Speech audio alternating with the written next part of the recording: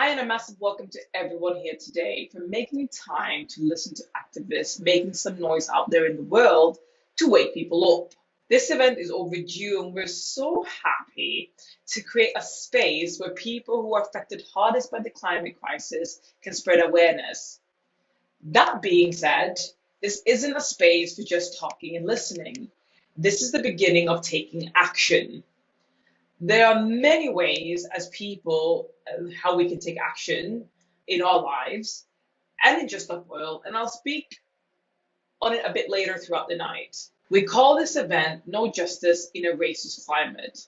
We think it's a completely unjust that the people in the global south do the least to contribute to the climate crisis, but they are the ones most affected by it, quicker and harder than the global north.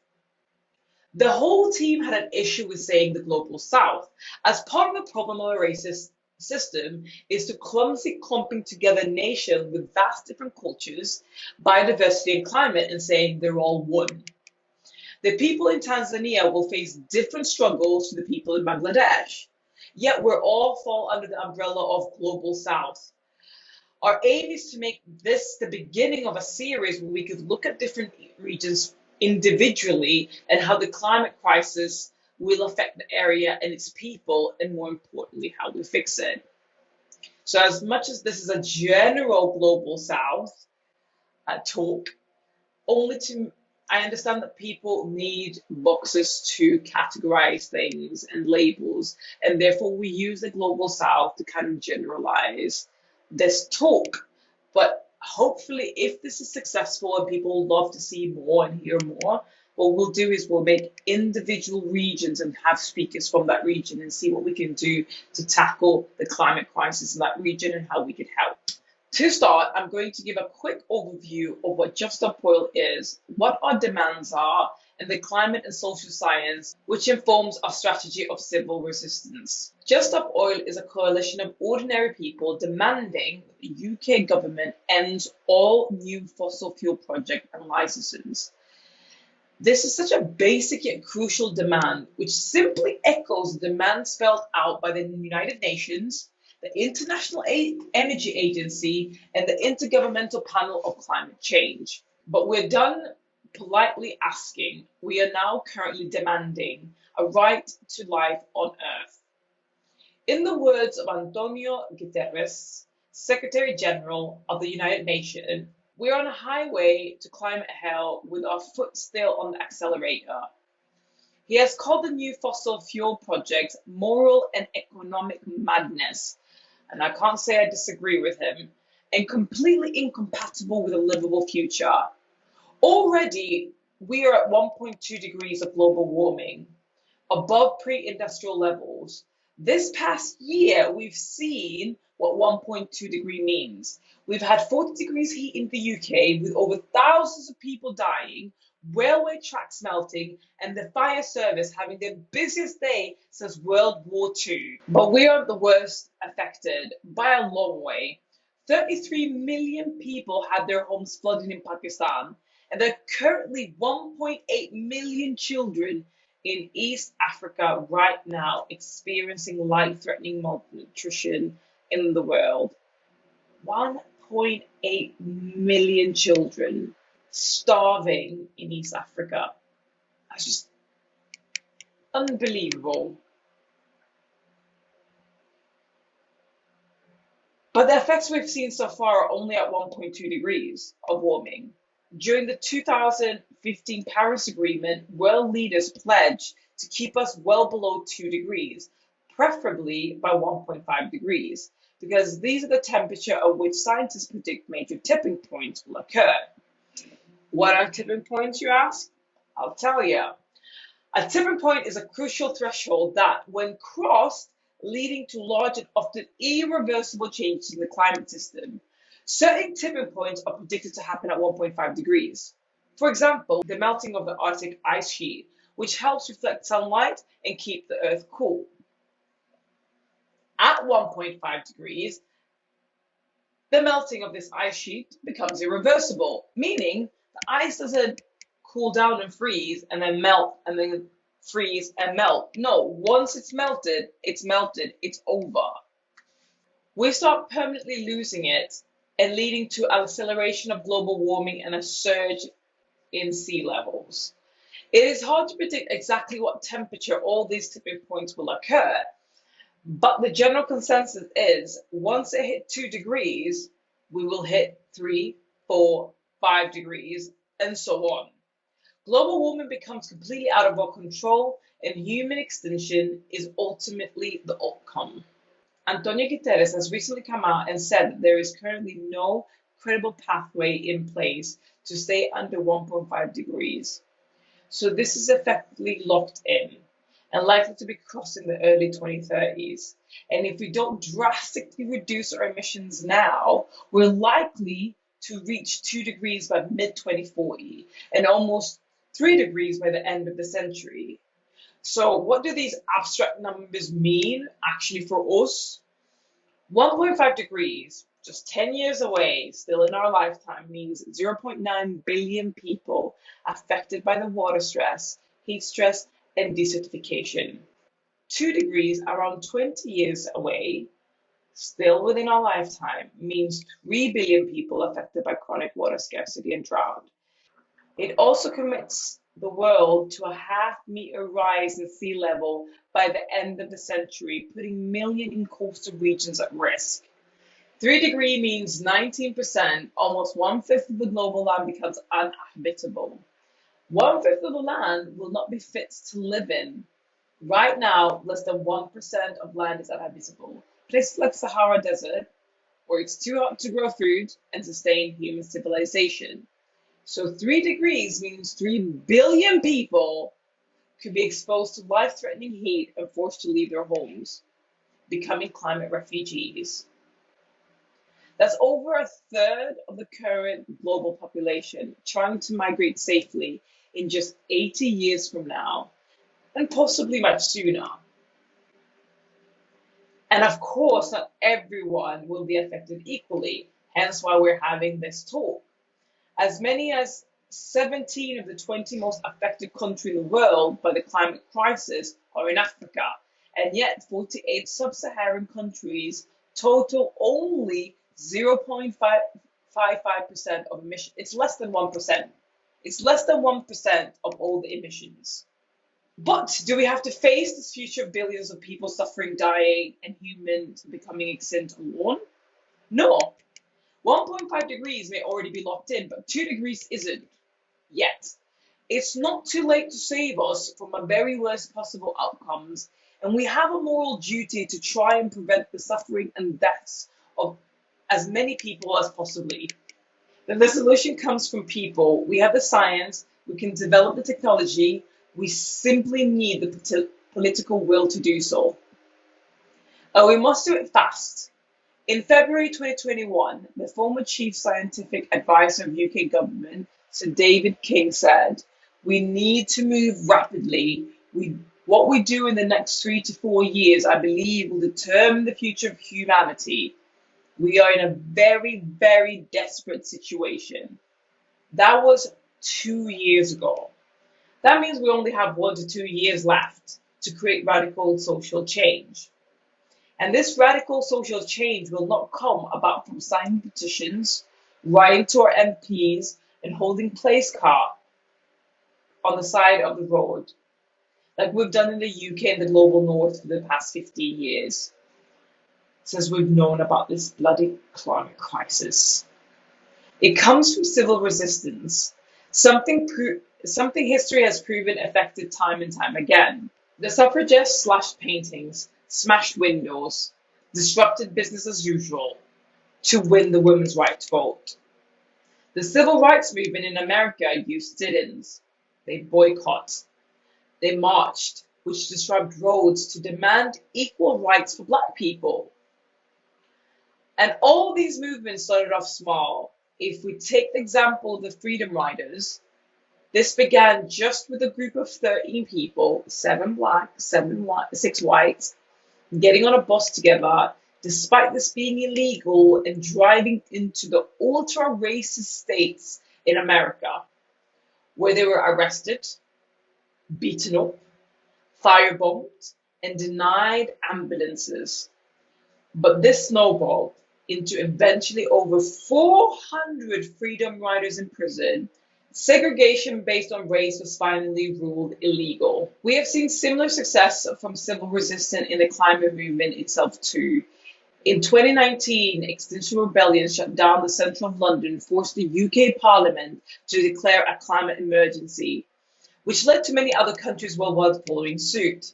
In just under 1 year since Just Stop Oil began its campaign of blocking oil infrastructure, stopping traffic, and throwing soup at paintings, we've had huge wins. All other major parties, other than the Tories, have now adopted our demand of no new fossil fuels, including Labour, who is most likely to win the next election.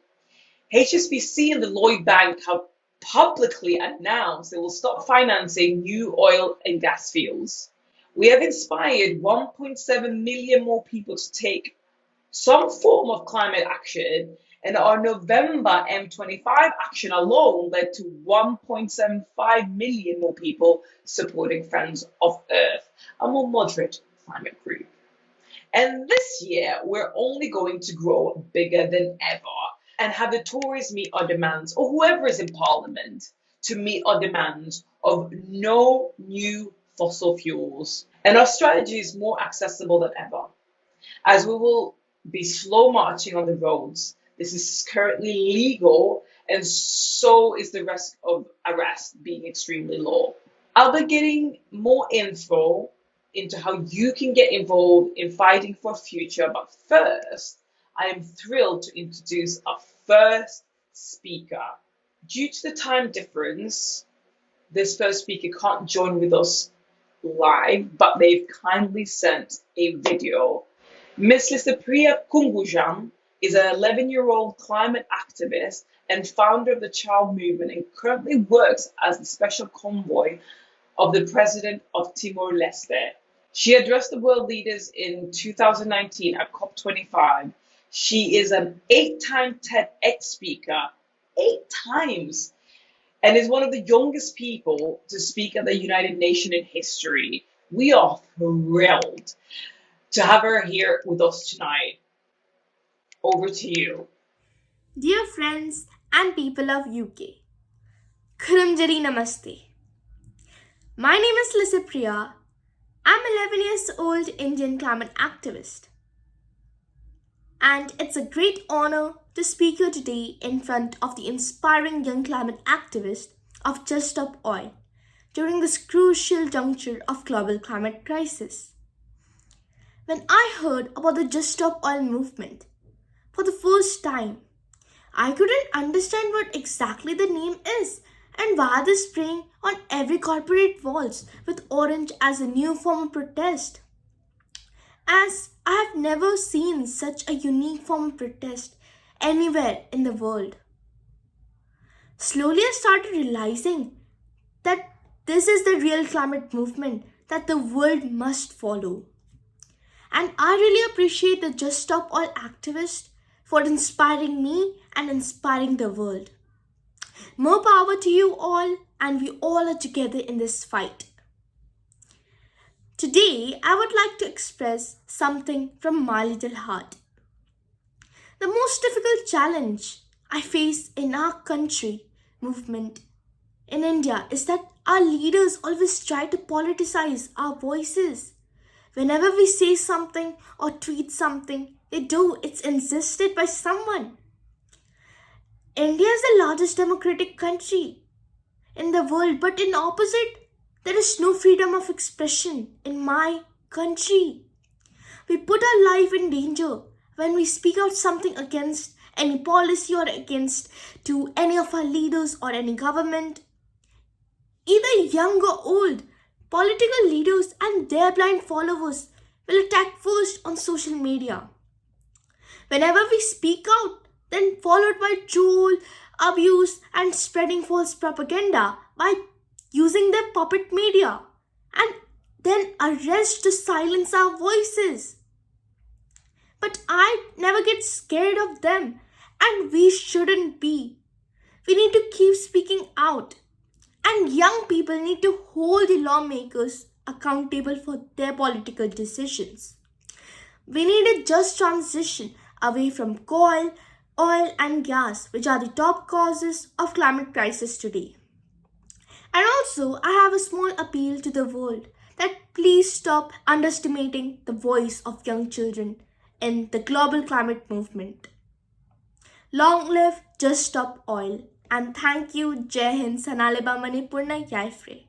Now, before I hear from my next speaker, I'm going to take a minute to share with you how you get involved, especially after hearing that energy. I'm sure that you want to.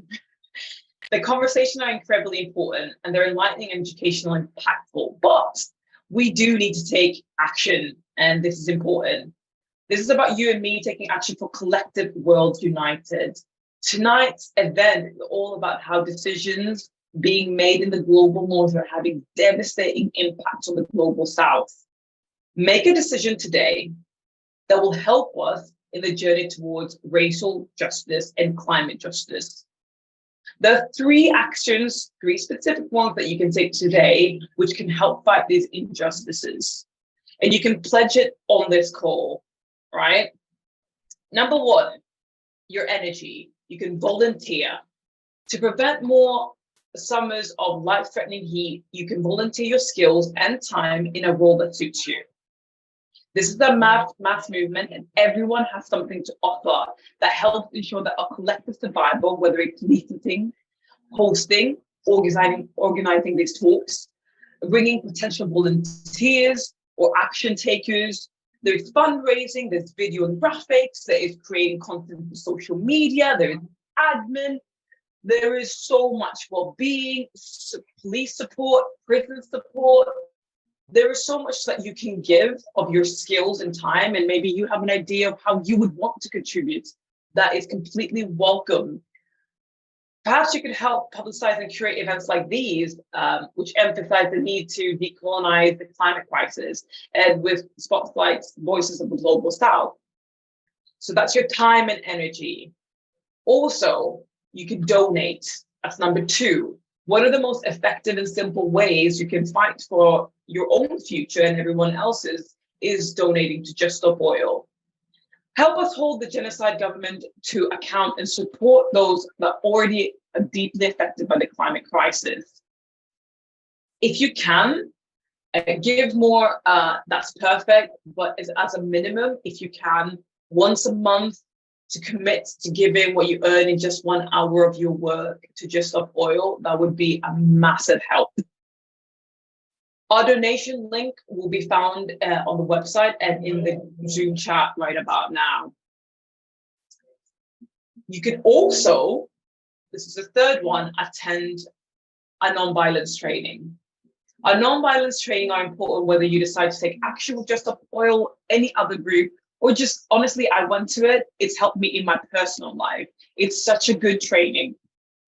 It gives you insight into the principle of non-violence, which is the key for our campaign in civil resistance. And it helps you decide whether you might be willing to step up and take direct action for yourself in form of slow march, which is currently legal and thus has a very low risk of arrest.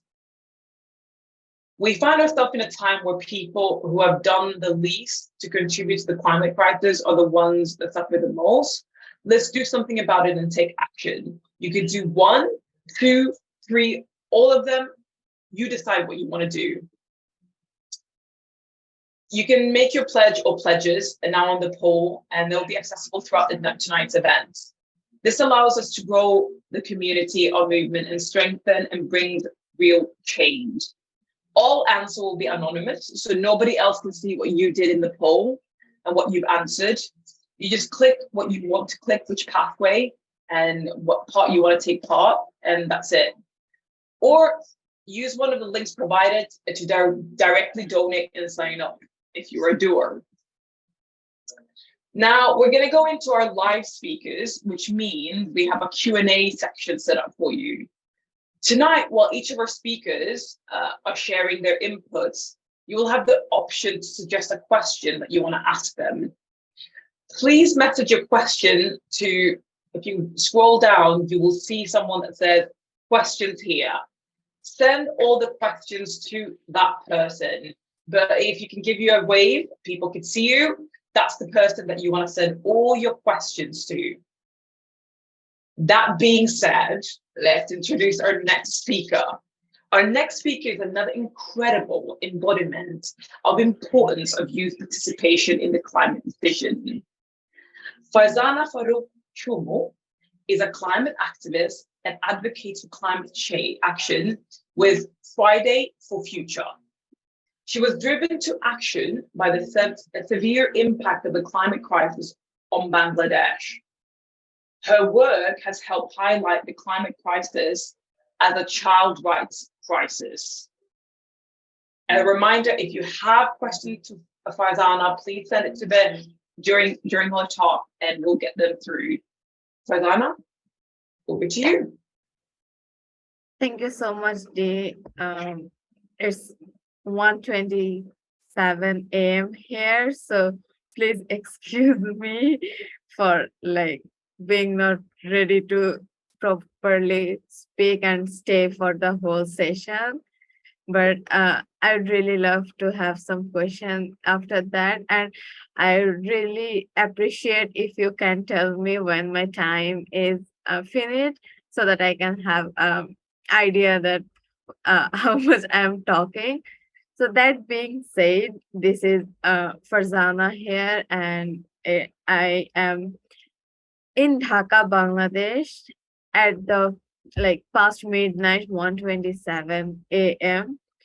It's a time where I was supposed to sleep, but a Farzana somewhere in my country is thinking about drinking water, and for that drinking water she need to wake up at 4 a.m.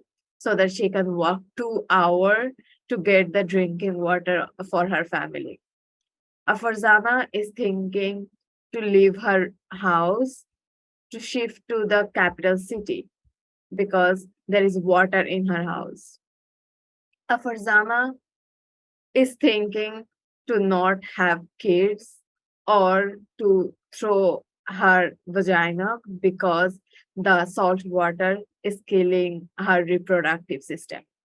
So when I am talking to you as a privileged one, there are a lot of girls in my country, there are a lot of people in my country who are extremely suffering for climate change. So for me or my people, climate change is not something about tomorrow. Change is not something we need to discuss. We have time to negotiate. This is about our life. And when I'm talking about climate change in my country, this is not just my country. This is all those global south countries where we have this similar situation, and we are not even the one who actually made this situation. This is some countries in global north which actually investing in fossil fuels, investing in overconsumption, investing in uh, our death of our planet, and we are the one who is suffering for it. If I'm giving an example about the problem I'm talking about, it's about a bank, Standard Chartered Bank, which we, Fridays for Future, had a campaign against. So this bank, Standard Chartered Bank, is a UK-based bank which actually fund fossil fuels, especially oil and coal in countries like us. So there are 12 countries in global south. They actually mm, fund and get the profit from. My country has one of the is one of the largest of their profit. So in 2020, Standard Chartered made the highest profit from my country, where any of my country's bank couldn't. And all their profit is coming from funding in fossil fuel, especially currently now that we are trying to shift from coal in oil. And that's why I'm here today to support Just Stop Oil, because banks and government like Standard Chartered and UK government is funding oil and coal in my country. And even though my country's people are getting like being suffered from this, or people from my country is losing their lives, their livelihood, profit is not what we are getting. And this is not about the only suffering I'm talking, but also about the resilience of global south. Global south has this system of adaptation because we have no other way but to try to survive every day. And for this, global south always has the best solution for climate change. If I'm talking about my country, people in the southern part of the country where there is flood like almost in every 2 or 3 months, people are making their house so that they can use the roof as the alternative for board. So this is the way of resilience we are talking about. But this resilience is not coming as a big solution where the global north is always finding like solution in big conferences.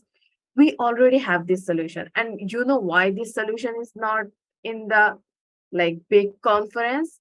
Because people think we, the people who are not like the quote unquote superior race, can have this solution. This is where this co- this conversation of racial justice also come from. And I will try to finish by just saying that this can be changed, and this can be changed by us.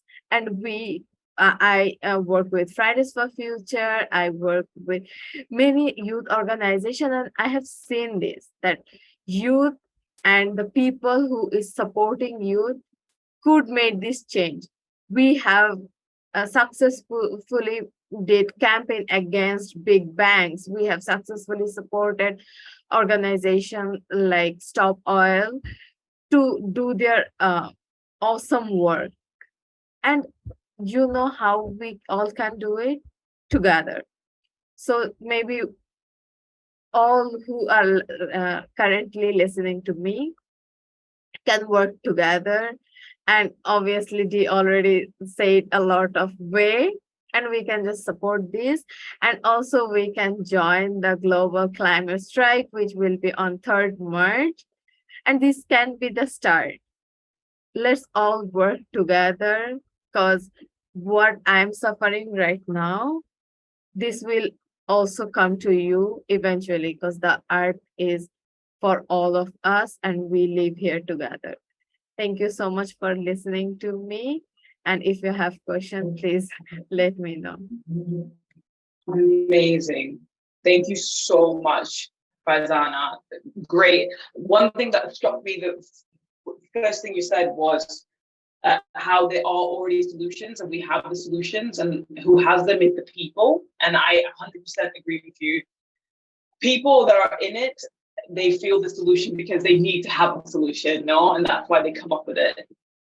I do have a question for you in the best way possible. Something like, this is a question that's been sent, something like, what change or top priority would you like to see from those in power in the global north? So what would you like to see in the global north? What change? So the change is already, I see the change is already here. That's why we are on here. So the change I think should be started from global north is showing the solidarity for the people who is in the front line, not only who's fighting climate change, but also who is like bringing solution to the table. So from global north, who actually will need this solution eventually, need to put this voice in the first place and support all those voice and ask their government that what you are doing is also against humanity. What you are doing is against the people.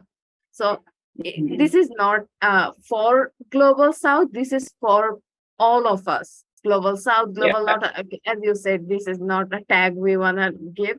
So this is for all of us, and we can ask, like, this is, as you said, the 3 point you said, that can be the first step where we can start. And all can be done by asking yourself if the privilege you are getting is for like someone else's, how to say, like destruction. This is the first thing. If, and then if your government is doing something or giving you any privilege, is this from someone else's destruction? So if you can ask this question, you can find a solution. Amazing. Thank you so much for taking the time. We appreciate you, and we hope to have you back when we have a condensed regional talk. Next, we'll hear from the fantastic Juan Pablo Gutierrez. Juan is an Indigenous Colombian human rights defender specializing in Indigenous people and decolonial, this is the word one, decolonial thinking. It's just so interesting. What is decolonial thinking? I would like a Zoom talk just for that. He's the international delegate for the National Indigenous Organization of Colombia and the Yucpa indigenous people. He has faced multiple threats from Colombia paramilitary groups for denouncing the critical situation of indigenous people in Colombia to national and international authorities. In 2018, Juan fled to France following 2 murder attempts and now continues his fight for human rights abroad. If you have a question for Juan, please send it to the person that says questions here. That being said, I'm so excited. Welcome Juan to the stage. Hola, buenas noches a todos y a todas. Hello, thank you so much for inviting me here tonight to speak. I will be speaking in Spanish because that's how I better communicate. A special thank you to everyone from Justice of Oil and to those of you who are joining us here today from the other side of your screens. Since I arrived here in Europe 4 years ago, I realized the force with which alarms are being set off around a particular topic, a topic which almost everyone is talking about. That topic being the climate crisis. Civil society, academia, the scientific community, intellectuals, environmentalists, activists, and the media all talk about the climate crisis that is before us, because it represents the greatest threat that we have ever faced in our entire history. It is a topic that has become the topic of today, and in all scenarios where it is spoken about, there is always talk of a global climate crisis, the collapse of humanity, the fall of civilization, and a number of other definitions that always refer to all of the human family and mankind as a whole and to a global crisis. However, when we analyze things from the perspective of someone from the global south, like mine, this is a historical moment, especially because of the way in which these things are being approached. And one becomes aware of the reality that can be defined in 2 points. Firstly, one realizes that a rather superficial narrative is presented in regards to the climate crisis, since it's from its roots and foundations are not being considered. By this, what I mean to say is that the climate crisis is being thought of only as a cause, such as a cause of global warming, and what it can provoke. This is why the alarms are going off. It is not being considered as a consequence of something else, the consequence of a society designed by the global north, essentially a colonial model that began 530 years ago and has been dependent on, to this day, on the theft, looting, and pillaging of the resources of countries from the global south in order to guarantee progress for the countries of the north. At its roots, it is that model of society, that logic, being globally imposed and forced from Europe, that running of the world through a totally unequal and unfair power dynamic that is responsible for the climate crisis in which we find ourselves today.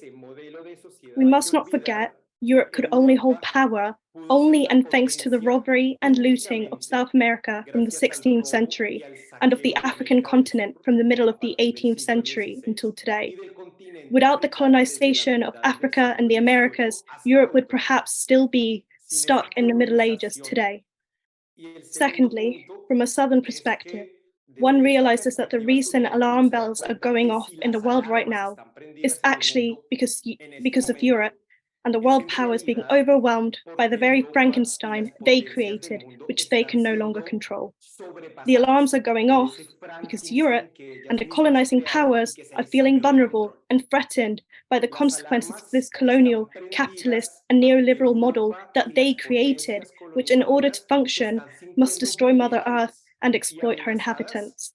Because if there is something for certain here, it is that if this climate crisis were only affecting the African continent, for example, it is almost certain that the world's alarms would not be going off as they are today. The same would happen if the climate crisis were only to affect Latin America or Southwest Asia. As sad as it is to say, the only reason the alarm is going off today in the way in which it is because the integrity of the European being is threatened. And I dare say this because for more than 530 years, indigenous people, the Black community, and peasant communities from the global South have been constantly fighting against the root causes that have led to this climate crisis, that being against exploitation, looting, and the destruction of their territories by the countries and multinationals of the global North. Against that colonial logic of the world imposed by Europe that I already spoke about. A fight that has left millions of dead among men, women, children, grandfathers, and grandmothers, people that nobody in the world cared for, who did not deserve the alarms were set off in their names, people who for more than 5 centuries had been screaming at the top of their lungs that Mother Earth must be protected, that it is not the time to destroy her and that we must take care of her.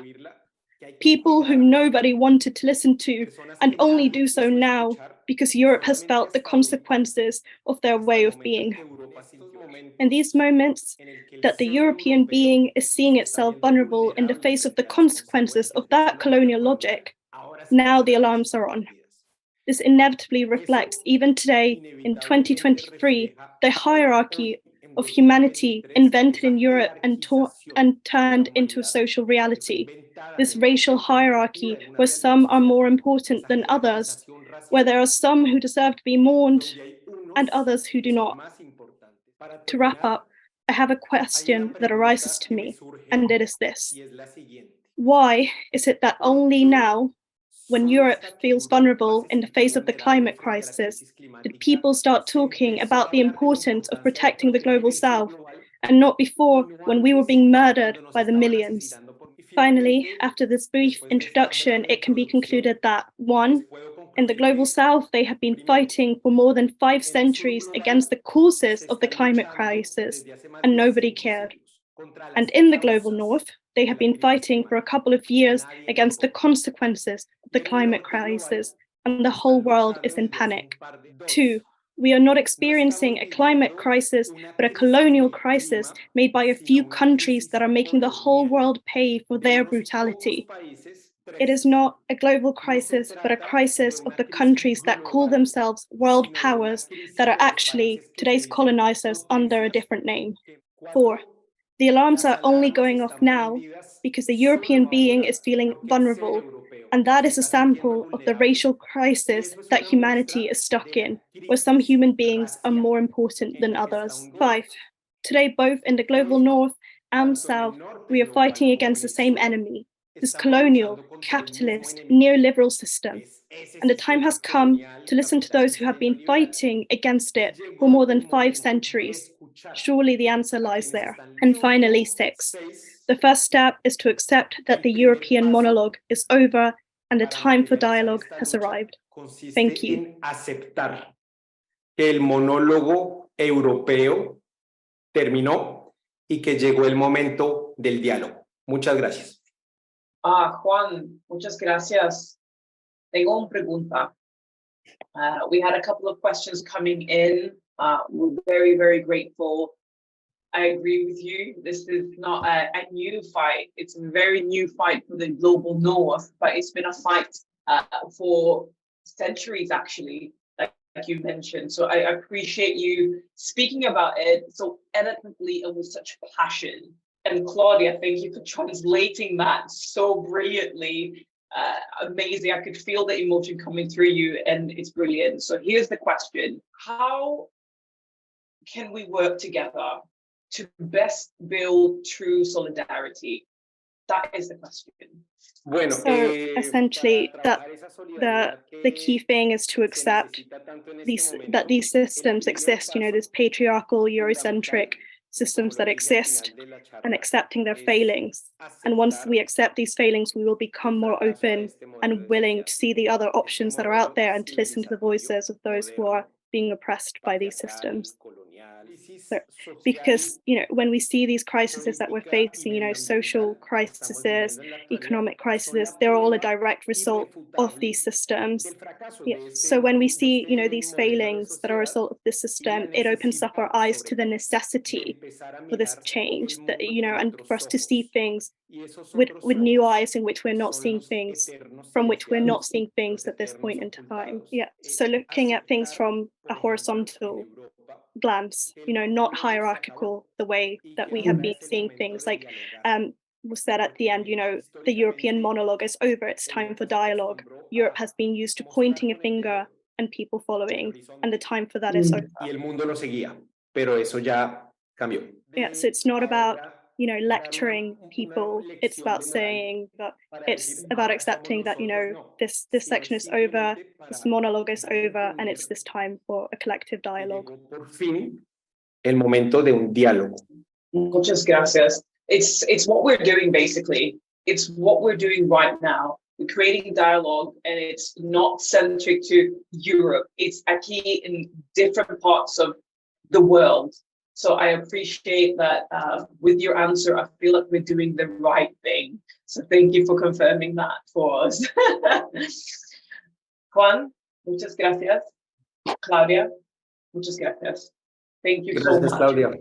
Yeah. Gracias a ti. On everyone. So, yeah. If you feel inspired right now to do something, I would like to remind you of the 3 things that you can do right now in order to take action. As you've heard, for centuries, people have been taking action. It's our turn to do the same. I'm sure in your life you have been taking action, and there's always more that we can do, right? So the things that you can do is volunteer your time, energy. Spread it to people that you know. Get your families and friends involved. You can volunteer your time and action, right? You can take action, you can protest, you can be police support.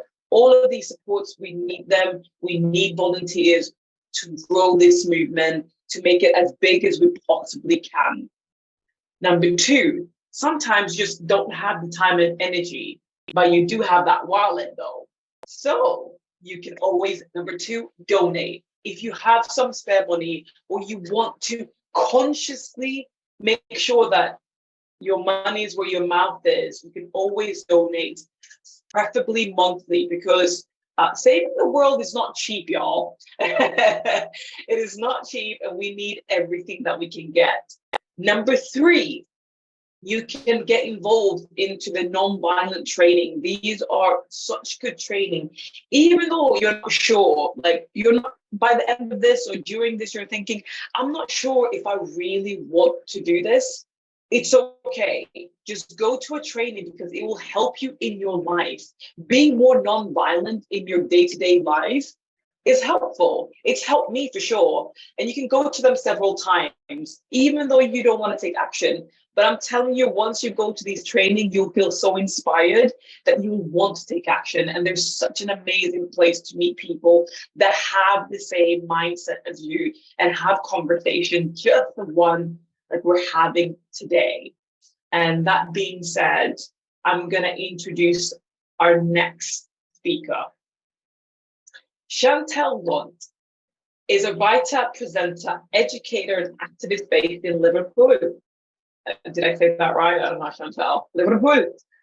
She founded the Merseyside Black Lives Matter movement and Merseyside Alliance for Racial Equality, CIP, while studying at university. Chantal has an MA in Criminology and Social Policy. She's a regular contributor to activist events across UK with organizations such as Black Lives Matter UK, Kill the Bill, and Extinction Rebellion. And if you want some inspiration, I recommend you following Chantal on Instagram, what I've done recently, and feel inspired. This is great inspiration. With that being said, Chantal, take it over. Hey, excellent. Hi, guys. I am Chantal Lunt, the founder and chair of Merseyside BLM and Merseyside Alliance for Racial Equality. So in terms of the climate emergency, I wanted to talk about it today from a criminal justice lens and the lens of what are we criminalising, what are we not criminalising, and how does, a criminal justice perspective fit into climate justice activism. So, when we think of civil rights campaigns and environmental campaigns, there's a lot of intersection and there's a lot of crossover. As Juan Pablo said earlier, colonialism has been replaced by capitalism, and the global south remains exploited and the dumping ground of the global north of the west. Its lands exploited, deforested, while people have been systematically disenfranchised, not just from decisions made around their land, but from climate justice campaigns and conversations too. And that's not just at a global level, that's at a local level. Even if we look at Europe, if we look at the UK, Black and global majority people are more than 30% more likely to live in areas with higher emission rates, to live closer to main roads, to die because of respiratory problems, to experience respiratory problems related to emissions at 3 times the rate of white people, more likely to live near incinerators, and so more likely to want to fight against the environmental crisis, not just at a global level, but at a local level too. People of colour are very much on the front line, as has been, spoken about by speakers who've gone before me, but quite often are denied platforms to offer insight, all that generational insight which Juan spoke about, and be part of that fight back. For instance, Indigenous insights are often delegitimised by, white voices who have a perception that people are less knowledgeable because they are not white, and that Eurocentric approach is something that we really need to do away with, along with capitalism, if we truly are to fight for the future of our planet.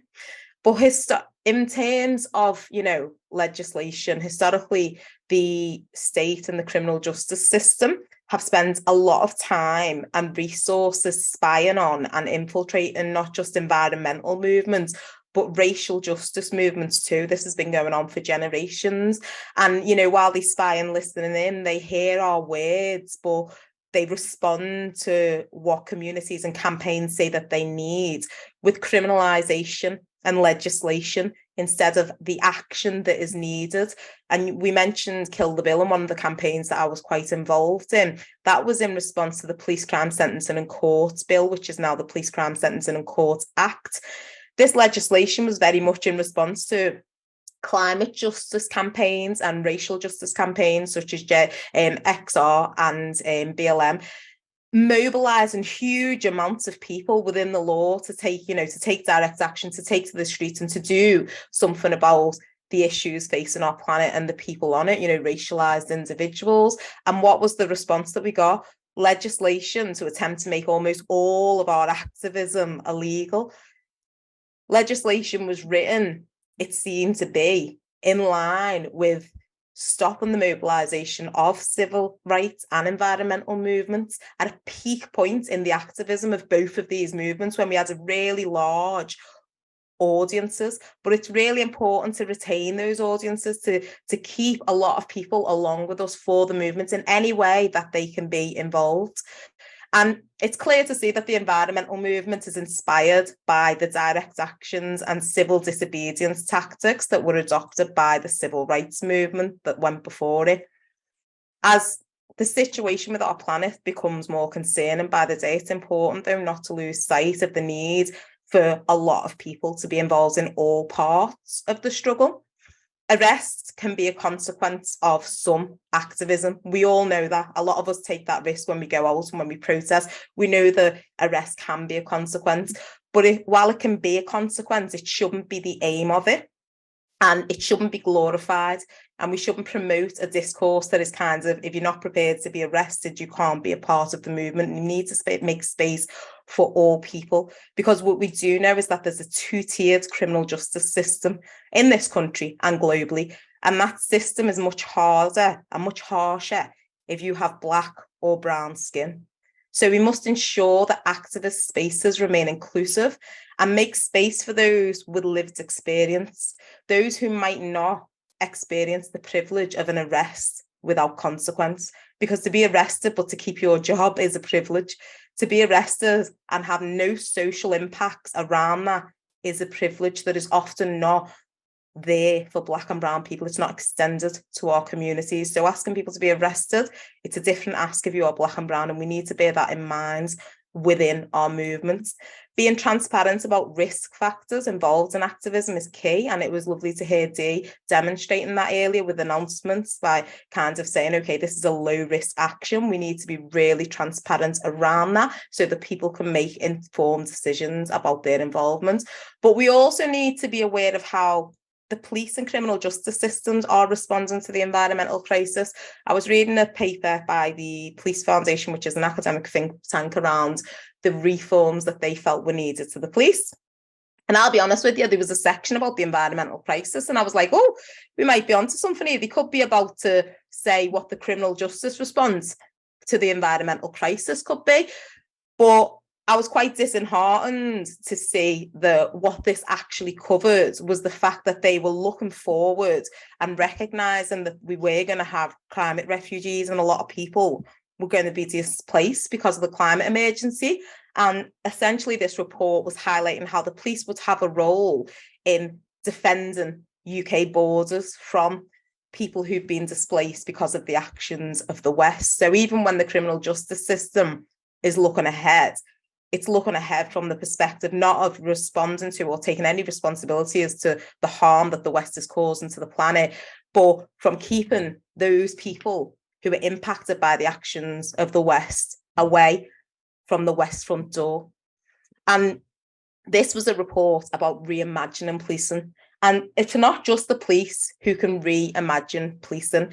Policing as a concept does not just refer to people in uniforms, but a way of responding to challenging or problematic behaviour and actions by individuals.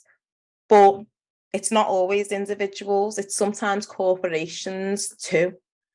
And quite often, criminal behaviour is often centred around individuals, and individuals are held to account in a way that organisations such as big oil companies, those that pollute our planet and destroy our green spaces, are not.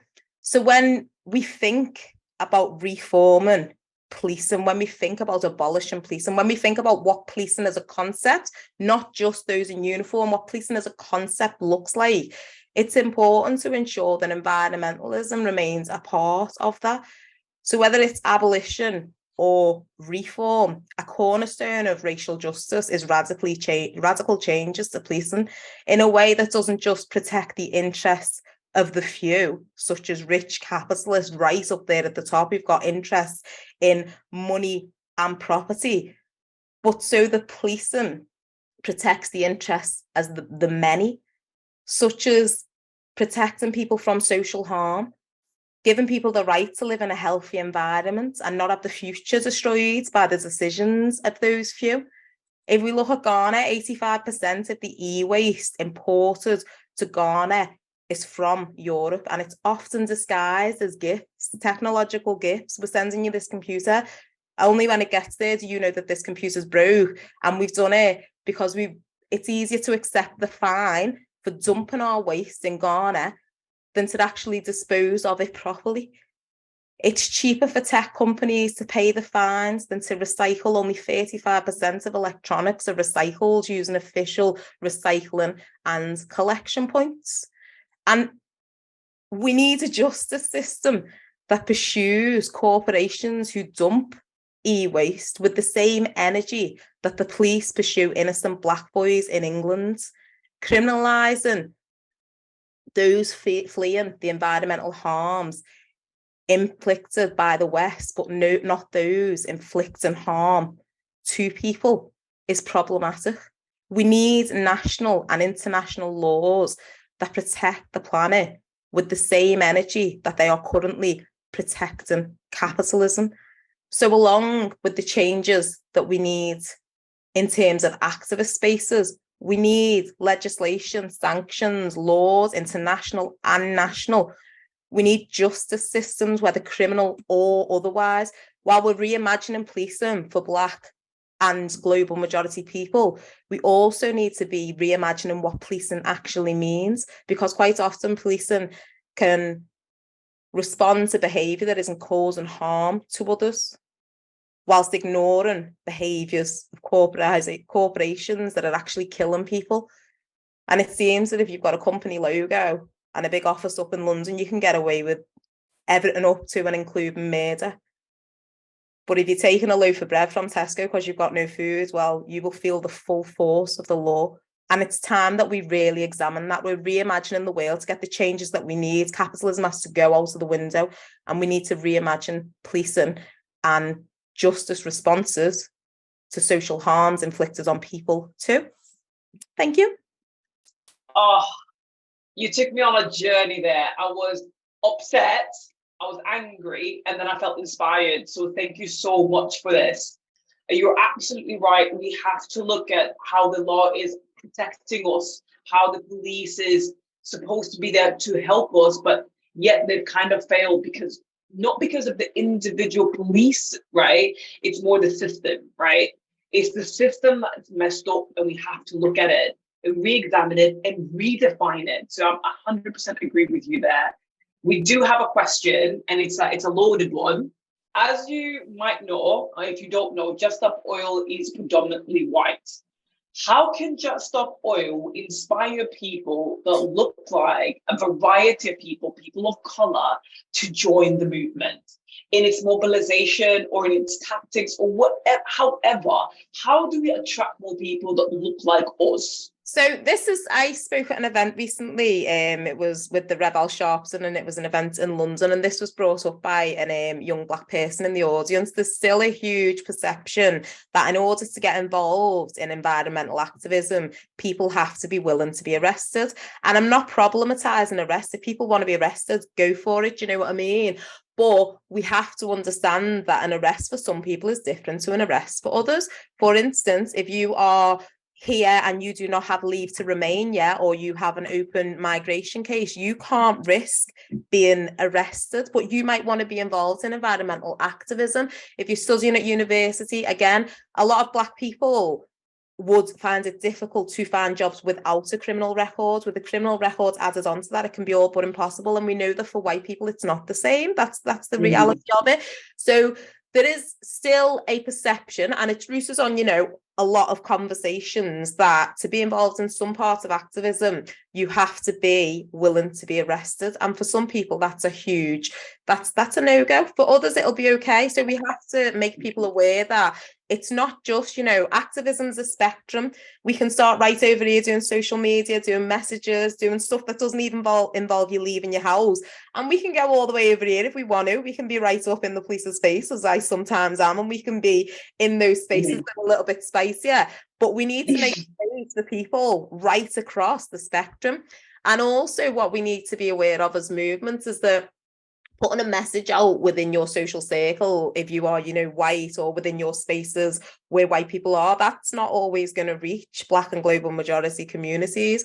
So you kind of really need to be out in the community. Like I find it interesting when I speak to people who are like, oh, I don't know where to find global majority and diverse people. And I'm like, are you really looking hard enough? Because I can find like It's a case of you might need to step outside of what you consider as your comfort zone. Come down to the market, come to mosque, you know what I mean? Step out. There are places where you can find diverse communities, but it means that you need to actually actively be looking for those people and be engaging with global majority and Black people. So I think it needs to be something. And this is something that happens within a lot of sectors. People use a blanket approach to reach Black and global majority people, but quite often it needs more of a targeted approach, more of an interpersonal approach, and even a physical approach. Like in Liverpool, we have a market, which is in one of our diverse areas, and enough all of the stall holders are Black and global majority, but it's very much a community event where we all get together. Now, if people come there, that's a real good way of getting to know the community. So if you really do want to involve Black and global majority people in environmental activism, be in those spaces. Our organisations that are in those spaces doing just that. So I think it's a case of, go out there, get it, chat, all of those things. Thank you, Chantal. Amazing. Brilliant. Thank you so much. Thank you. Bye. All right. Amazing. It felt more like actionable steps that we can do in the movement, and I really appreciate that. Right. Last speaker of tonight, we have Medina from my home country, Tanzania. Medina Kimaro is an 18-year-old Tanzanian UNICEF youth advocate in the climate action and resilience. Her activism places a strong focus on how women and girls are being affected by the climate crisis, and also the role that women and girls play in tackling the climate crisis. Medina advocates for the group Girl-Led Action on Climate Change. Medina is in Tanzania. Like, the time difference is really, really big, but she had sent us a video and we are gonna play it right now. Thank you so much. Hello everyone, my name is Medina Jubilate Kimaro and I am a UNICEF youth advocate in climate action and resilience, as well as a girl-led action on climate change advocacy champion working with Tanzania Girl Guides. And so I'm going to talk about climate change and how women and girls are being affected by the effects of climate change. Climate change isn't just changing our weather, its consequences like floods, sea level rise, and rising temperature are a daily reality for millions of people across the world. Women, girls, and children are highly affected by the climate change effects, and according to the United Nations, it indicates that 80% of people displaced by climate change are women. Fossil fuel production is one among the things that lead to the increase of climate change effects, and according to the Visual Capitalist, in the year 2021, the world produced around 8 billion tons of coal, 4 billion tons of oil, and over 4 trillion cubic meters of natural gas. And when these fossil fuels are burnt, they release a large amount of carbon dioxide into the air that are trapped by greenhouse gases and cause global warming. Already the average global temperature has increased, and if it increases much more, further sea level rise, extreme weather events, biodiversity loss, and species extinction, as well as food scarcity, will worsen the health and the poverty for millions of people worldwide. So the following are the ways on how women and girls are being affected by the climate change effects. And one of them is increased risk of violence against women and girls. When the effects like floods and hurricanes occur, families are forced to move from their homes to camps where they are covered with plastic sheets, and women and girls are very vulnerable to being sexually harassed by strangers. But also there's an increased risk of child marriage. Losing of property during the climate disasters causes parents to marry off their daughters easily at a tender age, believing that the girls are being a burden to them, and so marrying them off to another family, they believe that they'll be well fed and they'll be safe. And this causes girls to drop out from their schools, but also dropping out from schools can be caused because of staying at home and helping their mothers to do the domestic activities like cooking, fetching water, and cleaning. And the last but not least, increased risk of death and injury. Marginalized women and girls, the disabled and the elderly are more vulnerable to death and injury in the face of the natural disasters, as well as those who are pregnant. Due to their traditional given roles as caretakers, women and girls often stay back in a disaster to protect their children or adults in their care, while men sometimes tend to escape. So I think women and girls should be included in decision-making process in order to fight against climate change. Our actions and our words can bring real change in the community. So let's use our voices and vote to hold the leaders accountable, to press for the commitments that build an equitable and an enduring future. Madina, asante sana. Thank you so much. Asante in Swahili. Appreciate that. That was our last speaker. We will now have two things. One, we're going to hear from a JSO activist, and you won't even guess who that activist is. Two, we will be going into breakout rooms where you watching here today will have a chance to talk to each other, make your voices heard, see. It's going to be facilitated, so you'll be taken care of by one of the JSO members. You'll be taken care of. You don't have to worry about anything. Just be yourself, share your heart, and that is it.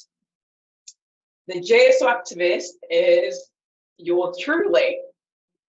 I'm going to share to you why I joined Just Stop Oil. It's very short. I just want to say that there is a lot of reasons why one would join Just Stop Oil. For me, I knew it was the right thing to do. I was born in Tanzania by a Muslim family, and my dad and my mom got two daughters. And back then in the 80s, when you had girls, they would be married off very early, just like Madina said, would be married off. So my dad knew, okay, I've got two daughters. I cannot stay in Tanzania. I have to take my daughters out. So what my dad did was he bought the first ticket to Europe, and that turned out to be Sweden. He did not know the language. He did not know anything about Sweden. He arrived in June, which is summertime in Sweden, and it's amazing. Come December, he's like, what is this? A bunch of snow, it's cold, it's miserable. But he was like, this is better than being in a very traditional, future projected, you know. So my dad sent tickets and we all went to Sweden. Now, if any of you have foreign friends, you will know that they always send money back to the families, because we do have a sense of responsibility, right? We have a sense of responsibility for the people that we leave behind. So every month we send money back home. I feel like that sense of responsibility is that I want everybody here to feel, because we're all brothers and sisters, right? What's happening here, what's happening there, we're all one. We have a responsibility to take action. The reason why I joined, it's not really about guilt. It's more like a responsibility. My dad left Tanzania to give us a better life, but he always said, remember where you came from and make sure you take care of people. And that's what I feel like I'm doing with Just Stop Oil. I'm taking care of our brothers and sisters. I'm giving a voice to people, a platform to people that might not necessarily have one or being heard. Or like Juan said, and Farzana, so many of you have said, the speakers tonight said, that people have the solutions already. We just have to listen. Listen, we need to make people, and when I say people, I mean the government. We need to make the government listen. And we need to do that by making as much noise as we possibly can by disruption, right? And that's why the non-violence training is so good, because how do we cause disruption? How do we make noise in a non-violent way? With integrity of doing that, So if you can do the non-violent training, it will be there for you. My messages are popping off right now. I'm getting distracted. But that's basically what I want to share with you. I started doing this, what is it now, 8-9 months ago. This movement is very young. Do whatever you can. When it's 20 years, when it's 10 years, when it's 1 year from now, you can look back in your life and say to yourself and your children or your family or your friends, you can look back and say, I did something. When shit hit the fan, when the crises were happening, when we hadn't hit 1.5 yet, I did something. You do something. Do one of the 3 things that I've mentioned. Either donate if you can't take action if you can, go to the non-violent training. I'm telling you, it's the most beautiful community. Now, we're all doing this to get more people of color, because personally, I felt like I've been missing a little bit of that. I want to see people that look like me in this movement. But like Chantel said, there are different risks being of color doing environmental activism. But as she mentioned as well, and as we've mentioned, there's a broad of things that we can do. We don't always have to be in the forefront. And hopefully the law will change, and the reality won't be that if I am of color, that I have to be in the background. Hopefully in the future, I can be in the front line, not worrying that I'll be treated differently just because of the color of my skin. It's the same system that is discriminating me against the color of my skin. It's the same system that is the capitalist system that is destroying our social fabric. We are all one. We all have responsibility for one another. And we can take care of each other. We can do this. That's all I have to say about my personal story. I hope that inspired someone to do something.